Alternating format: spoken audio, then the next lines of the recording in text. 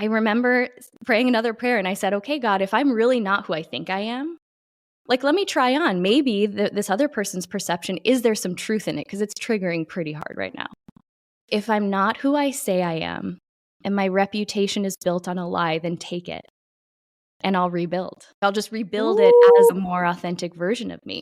And this sounds like really great to say now on this podcast, but let me tell you, this was a dark season. Yeah. And it just so happened that it took the people out of my life that needed to be taken out. And it showed me who really saw me for who I was. The world has taught us some of the most fundamentally useless ways of thinking about success that actually go against our biology when it comes to achievement and happiness, success and peace. We are taught to push through pain at any cost, to use pressure to persist, focus on the goal, and do whatever it takes to get there. This is useful if the goal is to not starve to death.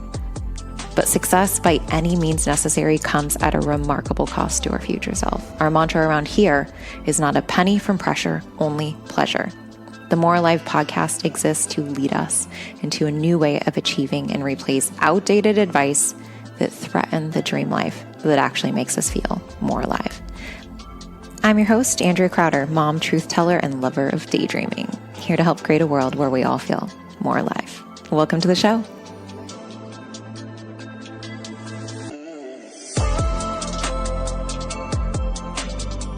You know, I was really thinking, I'm like, I don't want to talk to Lindsay about community. Everybody talks to Lindsay about community. I know that's your jam.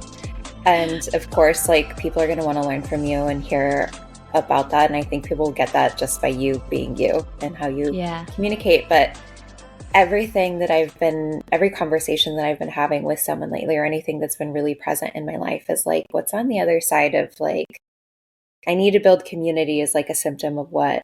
And, you know, I just keep asking, what is this a symptom of? What's the thing underneath that? If we push past the green grass and past the dead grass and we got deeper into the forest, what's there behind all of it for us as human beings? And I'm like, this is what I want to talk to Lindsay about today.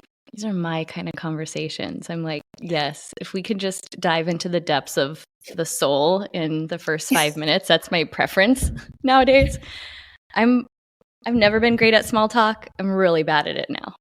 Same. Okay, well, let's just get into it because I'm like, oh my I trust God. You. Just wherever we want to take it, wherever you don't even know you want to take it. Let's just go there. I'm going to get this. Okay, first of all, welcome to the More Alive podcast.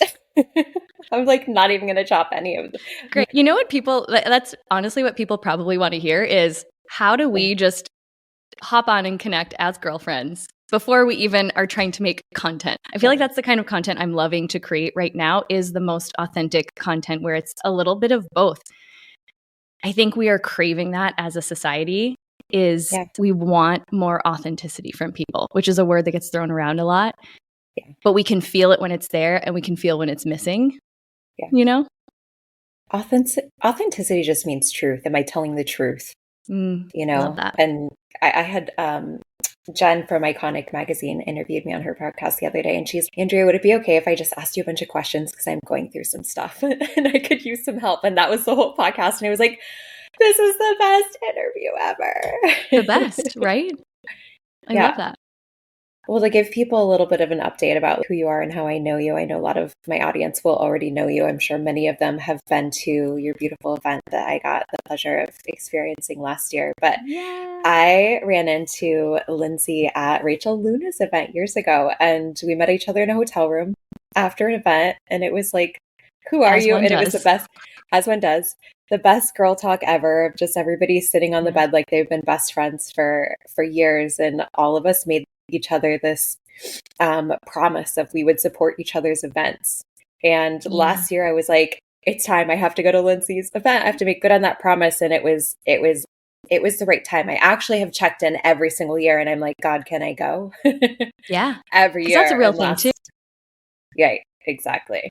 But how I know you, or who I know you to be, is a phenomenal community builder, founder of Powerhouse Women. And the thing that, like I mentioned, I want to talk to you about today is you're so good about putting women into a room and cultivating depth and cultivating realness and bringing to the surface roots that people are like craving to be seen, known, heard, and understood, and getting to witness. I have chills. I have a long sleeve shirt on, but I do have chills because I went by myself to that event. I knew Catherine was speaking and I was like, oh, I'll just go support my client. It'll be fun.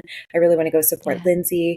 And then just being in that room, not knowing almost anyone, seeing that level of community and richness that you felt was mesmerizing.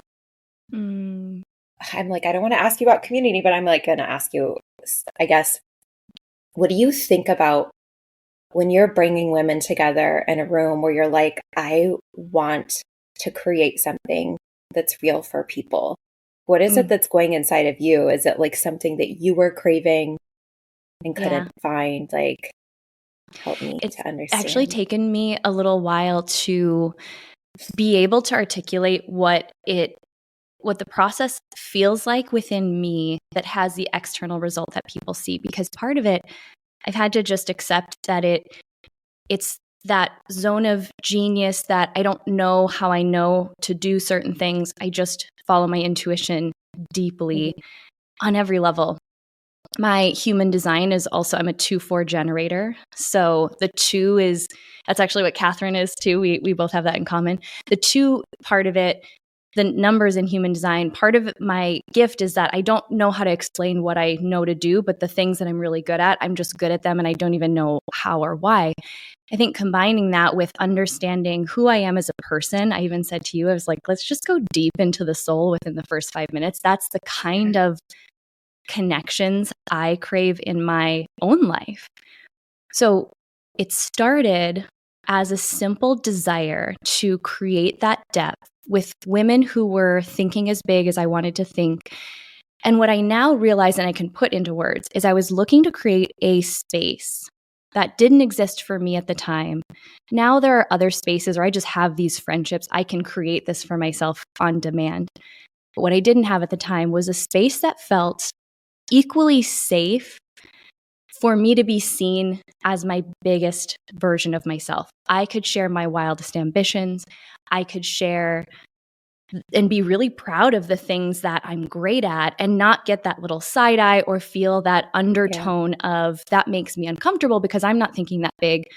I was craving a place that it felt equally safe to be seen on that level and safe to really share the challenges, because this was back in 2016, 2015. If we think about even where social media was at that time, it was more the trend to have these very curated feeds, which were beautiful. But there's a part of our brain, a very survival-oriented part of our brain that doesn't really understand. If I'm seeing this beautiful picture of what Andrea's life looks like, I'm not seeing the moments that I can actually relate to. And I don't necessarily think it's appropriate all the time. I don't share all of my darkest moments, most of them on social media, until I can share them from a place where it's more of a scar and not a scab.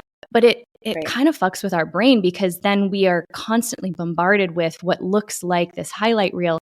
And I was really taking myself on. I was really facing my fears and my doubts and all the things that needed to transform about me so I could sit here today as this version of myself. And there weren't as many conversations that I could find at that time where people were just being honest. You know, the really successful women who are killing it were sharing about like the last time they ugly cried like a week ago. People were sharing these very beautifully polished versions of the struggle that happened 10 years ago. And at least that's what I was observing. And so I was like, where's the place where I can be all of me? I can have the challenges, I can have the struggles, I can feel met in that place, but I can also feel celebrated. And my ambition, the size of my dreams can be normalized. And it started unknowingly with that simple desire. And the more I shared that in the ways that I could share it, I didn't have the words to put to it back then. But I really think it was the energy that I was sending out that drew in the women who wanted the same thing. And combine that with the more tactical piece of it, I've always had a very small audience. In comparison to anyone else in this industry. I still have super small email list, converts really high. I have grown a social media following, but just really hit some strides in that in the last couple of years. So when this all started, I had a small audience and I never saw that as a problem. I just saw that as an opportunity to build intimacy. And I think that combination of knowing I just had to think differently and that I could prioritize connection between people who were attracted to what we were doing, it wasn't even a marketing strategy, but it ended up being the best marketing strategy that has grown this very organic word of mouth movement. It's bigger than just community. You feel it. And I tell people all the time, I can explain what the Powerhouse Women event is, but it's visceral. When you're in the room, you feel it and you almost can't put your finger on it. You can't. But it's an energy that is intentional. There's intention behind it. I didn't know at the time what I was creating or how I was doing it. But those are the things that I focus on, is that intimacy, creating a space that it's equally just feels like you can be safe and seen at the same time, which is very hard to find. And also just really prioritizing the connection, connecting people with each other, decentering myself. Part of that was because I was really uncomfortable holding that space and just holding the light at first. But what I ended up doing was really helping people realize that the reason they were really there was to build their own smaller community of the people who would really champion them and support them, especially if they didn't have that in, wherever their home was. And it's been beautiful. I mean, we're almost 10 years in, and it's just been beautiful to watch it evolve. That's crazy. Like, people are like putting your stage on their vision board list. I feel like when you said the "who do you think you are" comment, I'm like, I feel like Powerhouse Women took "who do you think you are" as a comment and turned it into a compliment. All of a sudden, you walk into your room like yours and you're like, yeah, who do I think I am? Like, it's so good. And the thing that I also noticed right away is that I wasn't afraid to show like the soft part of my heart in that room with anyone. Not a single person was I like, I should make sure they know who I am, my accolades, so that I can prove myself. Like in some rooms, where you feel like you have to show up with a little bit of your resume before someone gives a fuck who you are. Yeah. And there wasn't any of that. There's no pretentiousness. It's just like everybody is there to just, they're like, I literally can't have a conversation with you until I can go into the center of your heart. Like, who's here? Yeah. Who are you in there? It's such an exceptional space. So as you've been growing your business and really creating a space like that for people, has there been a time in your business, personal life or professional, or I guess like personal community or professional, where you've really felt misunderstood? That has been a big, I think the energy behind what triggers me about being misunderstood, which is really rooted in this fear of abandonment, fear of rejection. I think it's part of what I'm here in this lifetime to heal for myself and for others. That's why creating belonging means so much to me. It has been this consistent opportunity to meet different forms of being misunderstood. And I will often say, when I'm interviewed or just if I'm at the grocery store, I'll also bring this into conversation. It's kind of what you started with. It's, everyone can ask about community. They can say, how did you do it?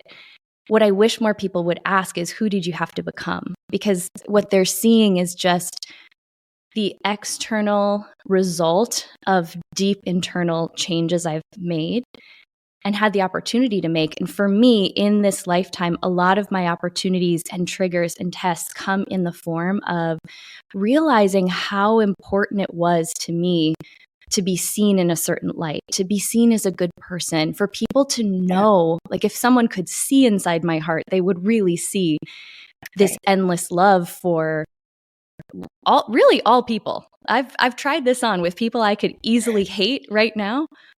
And still, I'm like, you know what? I said to a friend, I think my default setting is love. And whenever I'm going through a transformation portal. It brings me to whatever is not love within me and then helps me find my way back there. So I say this to say that, who I've had to become in order to be at this level of holding this vision is someone who has not closed her heart off to people, even if they misunderstand. Mm. And someone who can hold fierce protection of my own heart, like in the face of being misunderstood, is actually the places where it's brought me to this place of, no, I know who I am, and rooted me into that, while also holding compassion that the other person might have a whole different perception of the person I am, and it might really trigger them. Or I even go to the depths. I'm thinking of one specific instance early on. It was really before Powerhouse Women took off. And I remember it was early. It was like this time in the year. And I always share this story with a word of caution, because you'll get your answer if you pray this prayer. But I prayed this prayer and I said, God, just show me what's in the way. Oof. Show me what's in the way. So naive. I'm gonna cry. I said, show me what's in the way. I can feel that I'm meant to serve on a bigger level. I can also feel that I'm the one thing that could get in the way of this having the impact it's meant to make. Whether it's Powerhouse Women, I'm just talking like my life. I don't think this is the only thing I'll ever build. And the answer came about a month later in the form of someone who came at me pretty hard, like an I Hate Lindsay club, and went on an I Hate Lindsay campaign to the depths where I just was like, I just didn't really know this much hatred could exist. And it was so interesting to stop and see how much that just wrecked me. One person misunderstanding. And it made me realize what an idol my reputation had become, And I remember being like, I used to have this hiking trail by my old house, and I hiked up to the top and I just was sobbing. And just also acutely aware of how there was the option and other people might be so unfazed by one person not liking them. And I realized in that moment, I was getting the answer to that prayer that, wanting to hold more space, wanting to grow a bigger community, I wasn't equipped for it. I wasn't expanded enough because I wasn't willing, until I had the opportunity to be with being misunderstood. I wasn't willing to. I wanted to create something that felt safe for me and very controlled, and that inherently is small. So it was the most transformative season of really being with what it felt like to be that misunderstood. And over about a 6-month period, I remember I made the conscious choice not to go seek external validation from anyone. Meaning all of our mutual friends, this was someone who was a friend I had let in pretty close into my circle. And I knew that eventually that word and that perception of me was going to get spread around. And I remember just saying, again, I found this place in myself that it was like the root of the transformation, because I intuitively knew everything in me wanted to go and defend myself. And I just kind of sat with this question of, what if I just don't? Mm-hmm.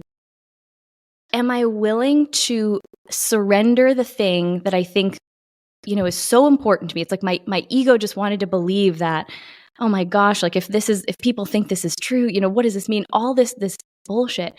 And I remember sitting with, okay, but just what if I don't? I remember praying another prayer and I said, okay, God, if I'm really not who I think I am, like, let me try on. Maybe this other person's perception, is there some truth in it? Because it's triggering pretty hard right now. Yeah. If I'm not who I say I am, and my reputation is built on a lie, then take it. And I'll rebuild. I'll just rebuild it as a more authentic version of me. And this sounds really great to say now on this podcast, but let me tell you, this was a dark season. Yeah. And it just so happened that I think it's the reminder that when someone is spreading anything that just has kind of like a very low frequency to it, people can see through that. And so it took the people out of my life that needed to be taken out. And it showed me who really saw me for who I was. And it built some boundaries that the very codependent, people-pleasing version of me before that didn't have. And, most people don't know that season, it was like 8 or 9 months, preceded the biggest growth. I mean, Powerhouse Women took off after that. And almost no one knows the dark night of the soul that I went through in order to prepare myself to hold that space. And quite honestly, I just last year in 2024 went through another version of it in a different way, but that felt very similar, where it felt like knowing that I can feel this expansion calling me, and that is very authentic. I didn't want life to change in order for me to step into it. And so I was always constantly in this resistance. And I went through another more like a dark summer of the soul. It was more than a night. And I'm fully expecting the expansion on the other side is coming. I can feel it, because you're not ushered into a death and rebirth like that, death of your ego, your identity, whatever it is, death of relationships, unless it's preparing you for something that you are calling in consciously or unconsciously. And so that's what a lot of people don't know behind the scenes of this community, because it's continued to strip me. My commitment to my own growth has continued to strip me of anything that's in the way of, again, my truth, my authenticity, my fullest self-expression. And it's been wild, but also I wouldn't go back and change any of it. Yeah. I didn't know that I was coming to a sermon today. I should have. I know you. Amen. Well, hypothetically asking for a friend who may also be going through something really similar as we right. speak. We'll just speak for her right now. You mentioned, what if I just say nothing? Is that what you did? Mm-hmm.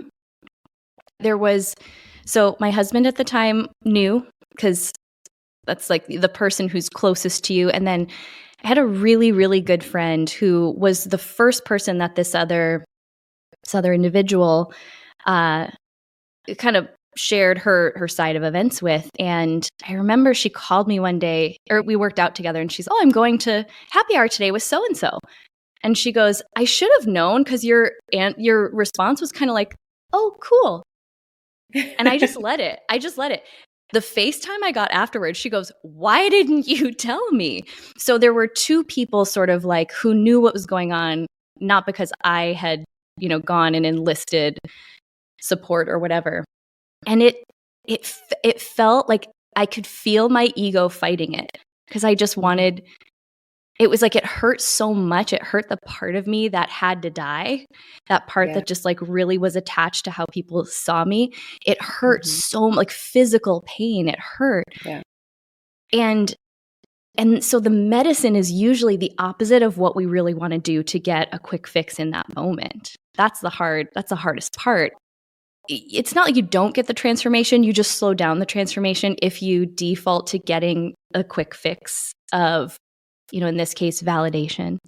Right. And it was tough. I mean, I won't say that there weren't times that I really wanted to, or that I didn't, I was on that edge of picking up the phone and calling someone. It's like, you want to scratch the itch. But I just kept asking, what's on the other side of this tension I'm in right now? What's right on the other side of this?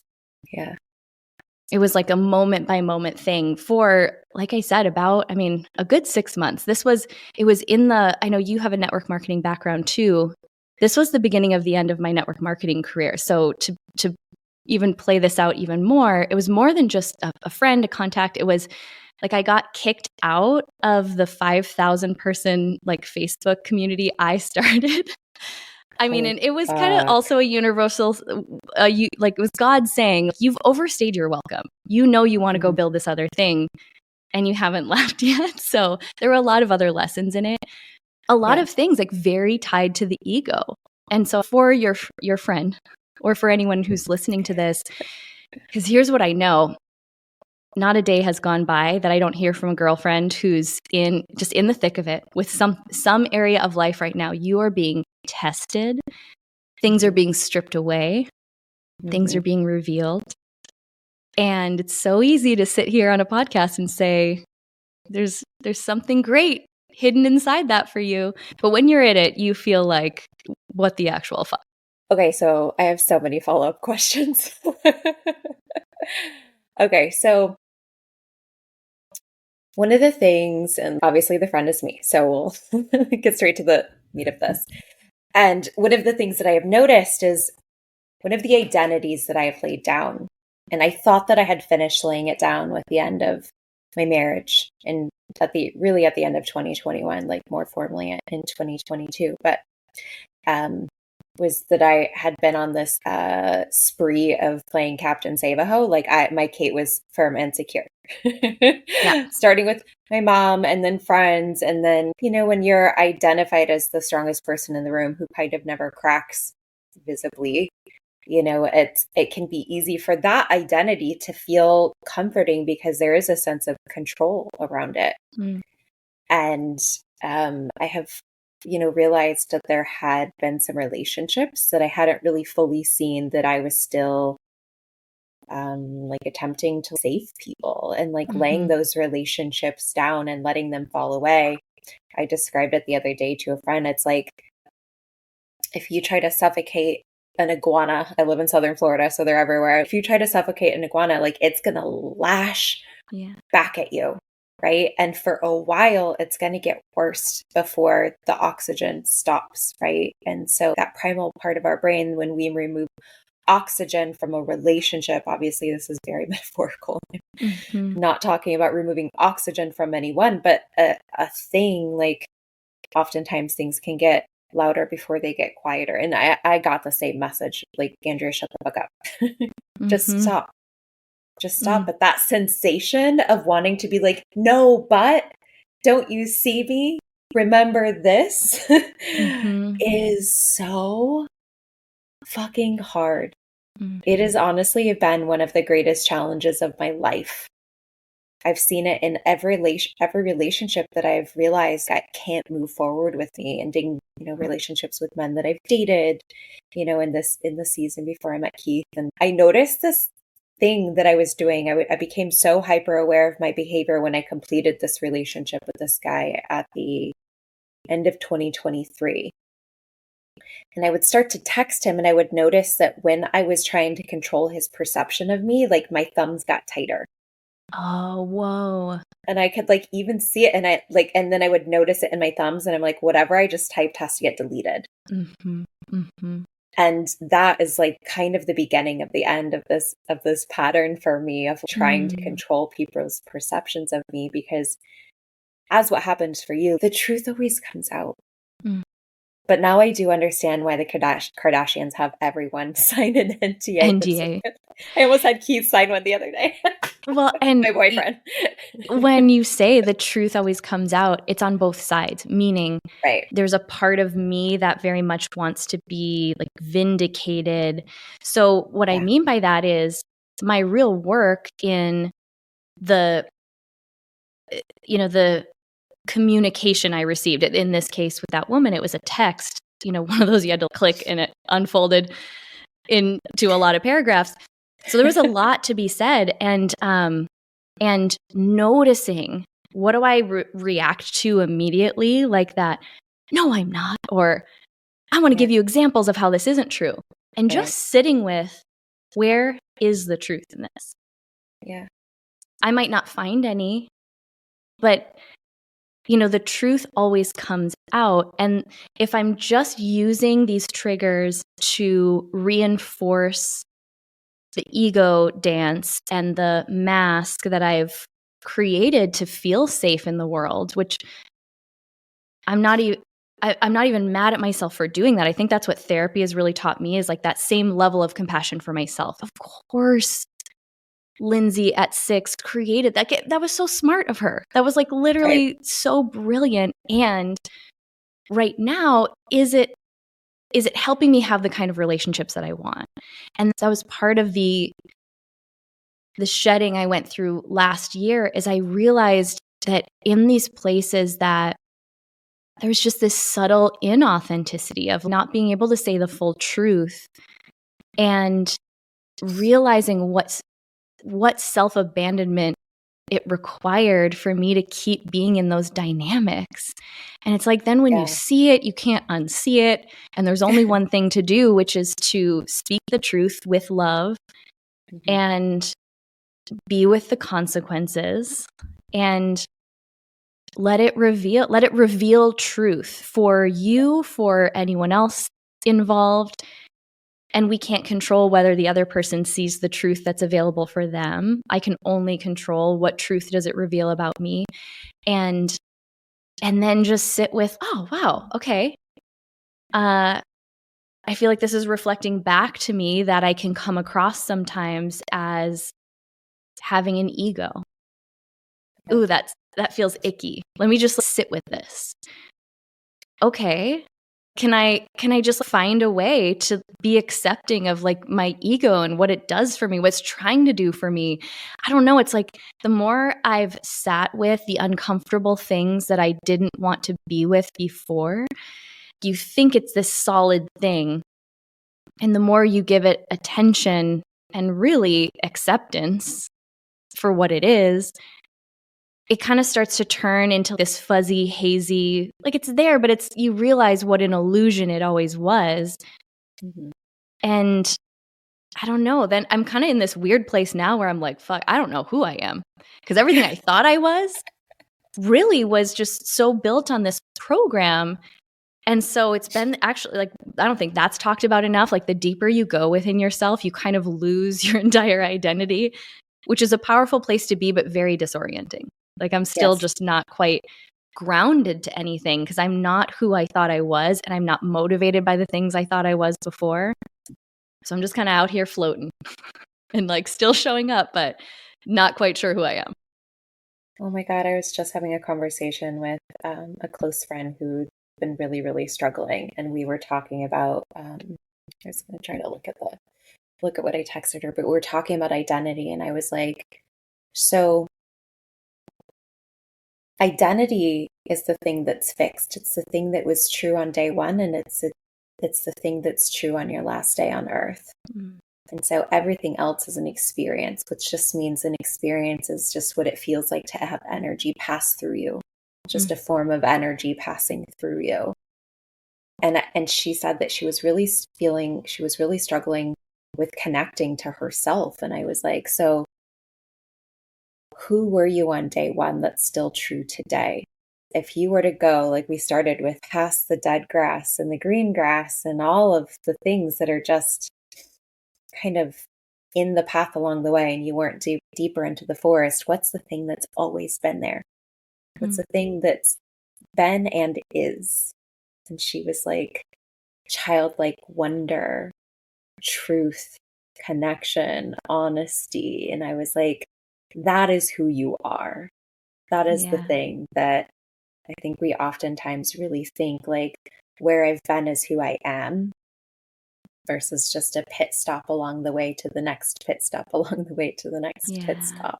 But so this good. Whole idea of identity really, really can feel very disorienting. That's who I was when I showed up at your event last year. I'm like, I woke up and I was like, I don't know where I'm going or what I'm doing. I know I texted you and I was like, you are kind of the precipice of the More Alive brand, because it was the download that I got at your event. I knew that I had to be there. I thought it was to support Catherine once I got there. And I was like, no, there's something really here for me in this season of, I don't know what's going on. And the universe showed me the symptom I started launching one of my biggest programs, the thing that like sells itself. You launch it and just sales come in. It's one of those things where you're like, this is the Midas touch. It's one of the like the creme de la creme experience as an entrepreneur that everybody craves and wants. Like I had it. And then I launched it, and for 3 fucking days, 0 sales came in. And I was like, hello. And like, somebody test a sale. Is the website broken? Right. Like, right. None of that. Wow. None of that. And the universe was like, get quiet. We've been trying to grab your attention, but you've been so distracted by your fucking Stripe notifications that we took them away. And Again, then we'll there's get the the answers. identity crisis. Yes.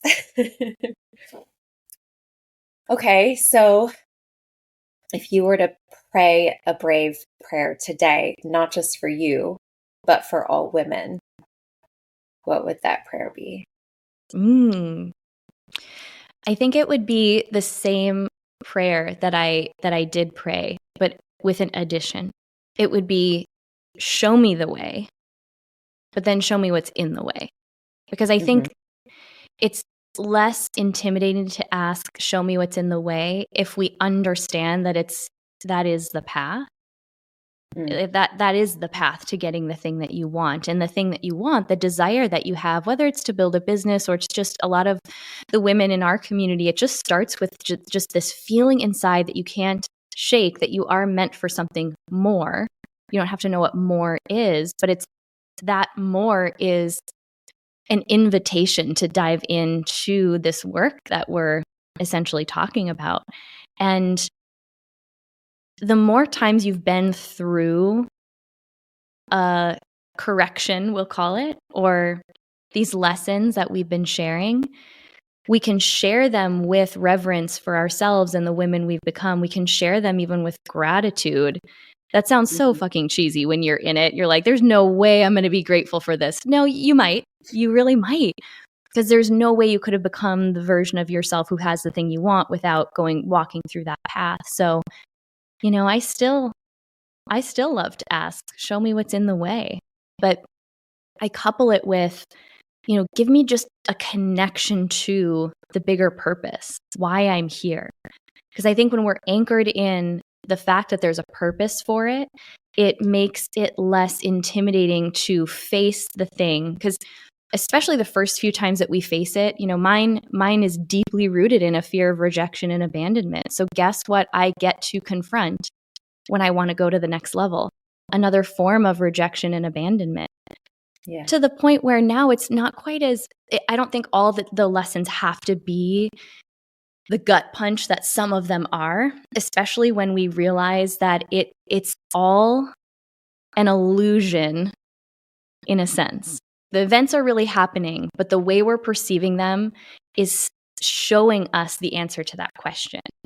And if we can just get comfortable enough to stay in that tension and keep asking questions, really asking powerful questions, that's where your transformation lies. So I'm not as afraid now when things are being stripped from my life. And even last year, what was stripped was something I never imagined letting go of. And it was a marriage, and it was really painful. It was traumatic. There was betrayal. It hit every single one of my deepest wounds. Yeah. And I knew that it wouldn't hurt the way it hurt unless it held within it this transformation, this key to unlock transformation. That's not to say that I think that happened. I don't think it's fair to say everything happens for a reason. No, sometimes people make really shitty decisions. Yeah. And even in that, we can find our key to unlock that next transformation. And so it was easier to go through that season, even though it was a year of deeply grieving, deeply being with pain I had never experienced before. I knew I had the hope to balance it out, that I knew I wouldn't be put through a death and rebirth portal like that unless it reinforced what I already know, that I am here in this lifetime to do something really profound. I already am, in a lot of ways. I know that there's more for me to experience, which means there's more transformation for me to go through. Therefore, it's going to show me where I'm not currently expanded enough to have that impact. Yeah. Wow. God, so relatable. Mm-hmm. My boyfriend's daughter was playing guitar the other day, and she was just up in her room I told her, I yelled at her and I was like, open your door. Cause I love listening to her. She's like like a Billie Eilish type of like singer songwriter. Yes. Very, very talented. And so she opens her door and she's just like strumming on the guitar and she just yells and she's, guitar is hard. And I just yelled back from downstairs. I was like, it's easier when it's not important. And she's, what do you mean? And I was like, well, it's really important to get it right. Does it get harder or easier? And she's like, harder. And I was like, curiosity opens portals. She just got really quiet. And then all of a sudden, 90 seconds later, she yells, I got it. She like strums and she just hits it. And I love what you just said, because like when you look at the thing that feels hard, whether it's learning something new or whether it's letting go of something old, curiosity opens portals. And the way that you just showed up for that in such a fucking magnificent way. I'm like, how many times have you been on Earth? Tell me the number. Probably a lot. Yeah. I have a feeling it's been, this isn't my first rodeo. It's not your first rodeo. No, of course not. And that's why your mic is on, right? Like you're here to open the portals for other people and to share these in such a beautiful way that's like truly to be of service. And I was thinking this morning, actually, I was like, I wanted to share a story of something that I had just helped support someone through. And I did a check and I was like, do I want to share this story so that I can be seen and validated? Because I kind of was awesome in that moment. And that feels so good. It does. And then I was like, or do I want to share this story because it's just purely of value to others? And it could be both, but I have been really more conscious of what is the root of this decision. Do I want to share this so that I can be seen, known, and understood? Or do I want to share this simply because the root is that this is of service? And I have noticed that when I do that more and more and more, the whole people who are going to choose not to validate me don't show up because it wasn't rooted in that in the first place. Yeah. Especially if, and I think for a lot of us who have a desire to be public facing, have businesses, even if you have fears of visibility to overcome, that is such a powerful, that could be its own masterclass in noticing the energy around certain things. Because again, if our identity is rooted in getting a certain response, or you just know, again, you can't unknow it. When your mind kind of like feeds you that, even just that split second question of, what's the reason behind wanting to share this? It means for you in that moment, there's something to transform. Now, it doesn't mean that you didn't go on and share it, but it's to ground into the energy of why and the energy you want to be behind it when you share it. Yeah. And therefore, it's received in the way it's meant to be received by who it's meant to be received. And there's no tie to the number of views it's getting or anything like that, because it's being shared from a place of pure. There's so many great, minds that I love to learn from. And all of them have said a similar thing in all different ways of, it's really this razor's edge of having an intention behind something and then fully surrendering. And it's like this understanding that checking my intention and having an intention for sure, but checking where that intention is rooted in, if it's self-serving in any, all these little things where it's really coming from lack. That's essentially what that is. Like, I want to fill a lack that I feel in me, so I'm going to share XYZ. And realizing that in the moment then that we share it, it's fully surrendering who it's seen by, what happens, if the algorithm hates it, loves it, doesn't matter.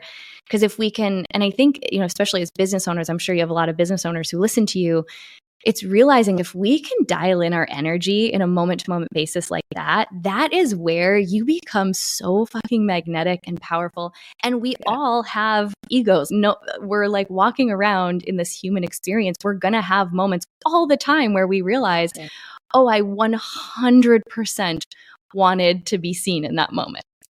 Again, nothing wrong with that. It's just, I think you hit like spot on such an important energetic about how, like the people who kind of just pop off and you can't even really put your finger on why. It's like either that comes naturally to them and that's not something they had to overcome, like that's just how they operate, or again, they've really worked through all the layers that you're talking about to really understand and hone in on that energetic underneath why we're doing certain things.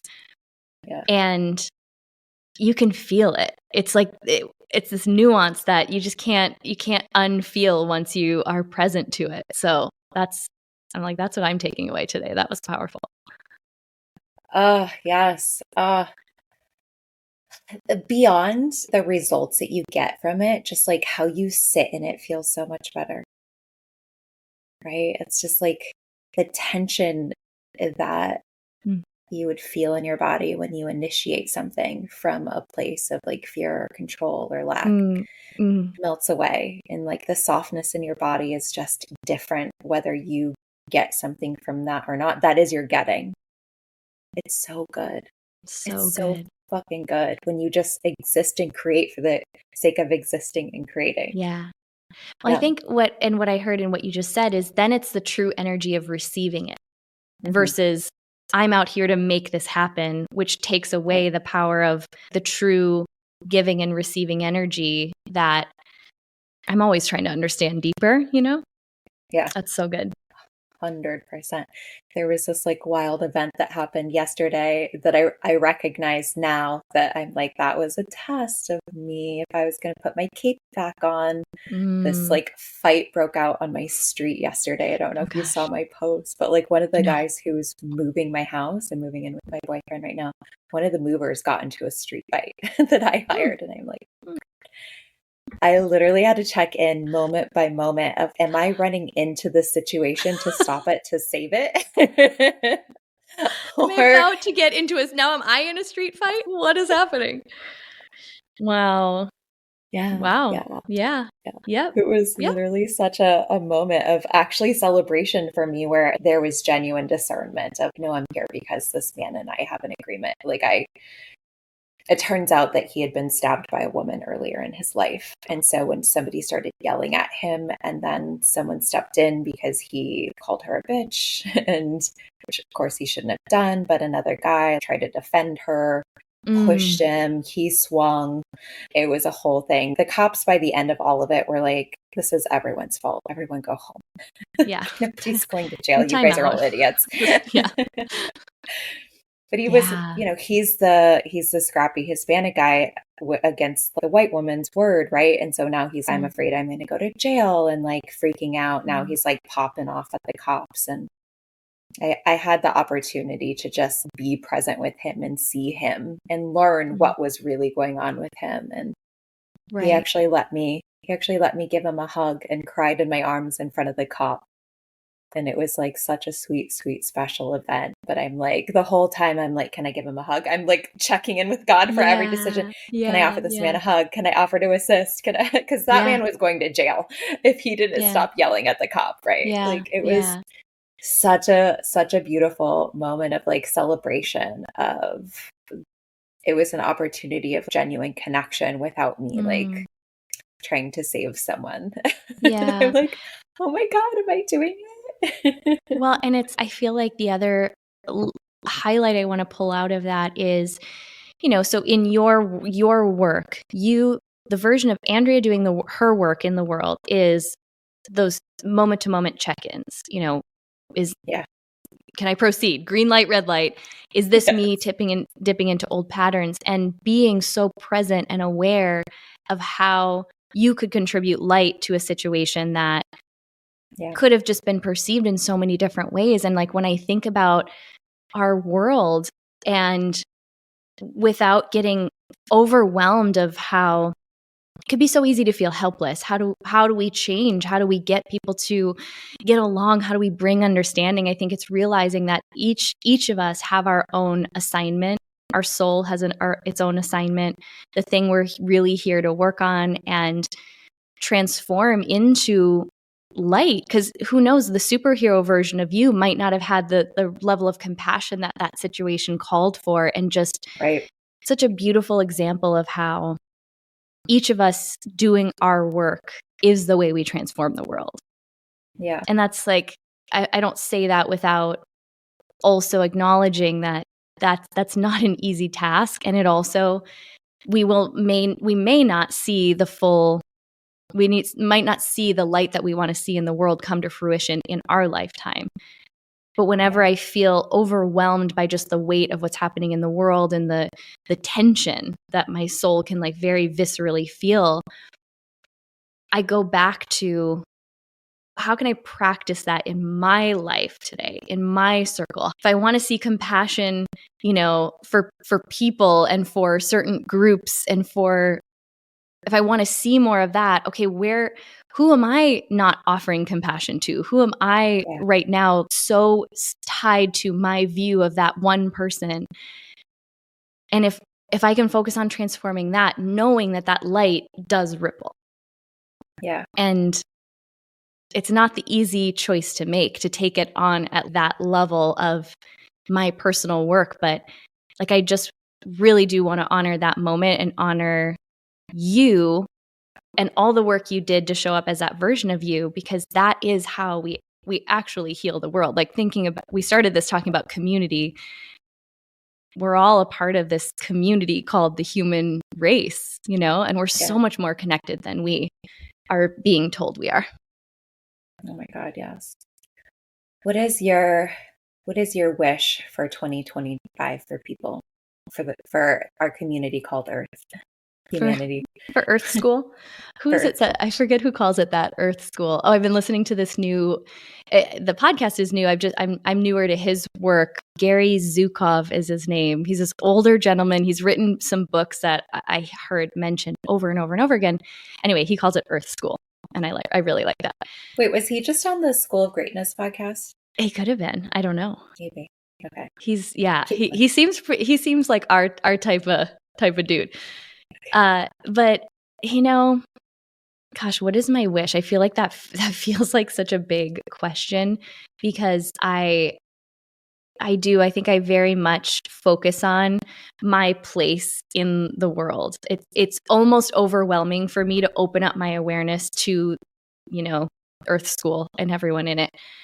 I don't know if that's an empath problem or what, but I think ultimately my wish for us all is to understand that truth, that we are all so much more connected. We're just connected so much more profoundly than we think we are.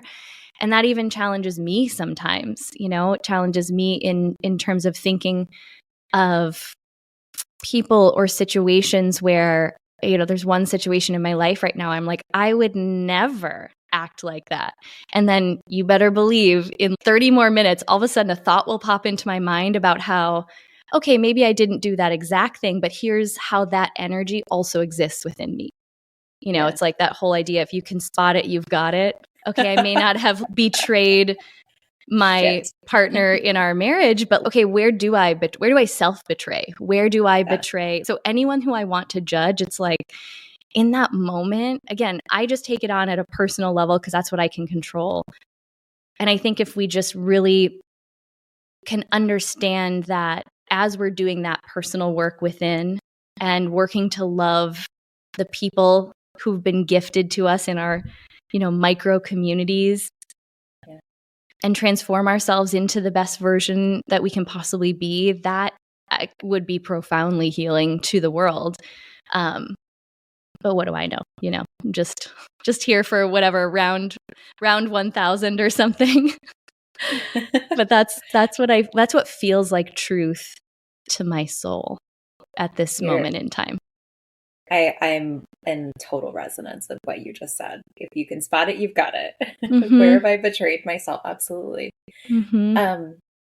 What can we do to support you? What's on your heart that you're like, God, if people knew that I cared this much about it and they just rallied for me and with me, what would we rally for and with you? Okay, it's I mean, it's a little bit of a different answer. I feel so excited to give this year. I think there's this freedom that I feel on the other side of a really challenging season that, and the way that I give is through, my events and retreats and the spaces that I curate. I think that that's just one of the gifts that I get to give to the world is creating those spaces. So we'll do the event again in August. And then even just within my micro community called Powerhouse Women, I'm doing my first one tonight as we're recording this. So you guys will hear this later. But I want to do more of these this year. It was something that we did during the pandemic where I remember sitting with my team and just like looking at each other like, what the whole world is shut down? That was just unprecedented. Remember that happened? And I was like, I don't know what to do for people, but I just know that we need each other right now. So we started hosting these calls. I did them every Tuesday and Thursday for 6 months, like a 2-hour Zoom call. And the whole intention was just to remind everybody that they're not alone and to fill their minds with the sense of certainty that there was still possibility, there was transformation. It was kind of like a similar energy to what I feel like I'm noticing in the collective people around me right now of just, being hit with tests and triggers and essentially what I can see as invitations to transform. So all of this to say, I'm going to start doing more of those just connection opportunities this year. And we just send them out to our whole email list. So if someone's on the Powerhouse Women email list, they'll automatically get the link. But I think that would be the thing that would feel most supportive is, let me show up for you. You listening. This isn't specific to Andrea, although it's for her as well. You'll feel called to plug in to whatever we're doing in the place that you're meant to. Just like you said with attending the event this, in 2024, you got the clear yes. And I think the thing I'm most excited to bring to those spaces is versions of this conversation, a reminder that you're okay. I know everything around you might feel like it's burning to the ground right now. And that's, both literally and figuratively, because that's been an experience people have had, right? Is realizing that within that, cultivating the community who's going to remind you what's possible right in that moment, in the darkest moment, is one of the best things you can do to support yourself, especially if you're someone who's on an expansion journey. And I would imagine the people who roll with you are the people who are also on an expansion journey with us. So plug in where you feel called to. And I'm really excited to just give from the perspective of someone who went through like the darkest of times last year, especially. Oh my God. Yeah. My community is here to fuck around and find out.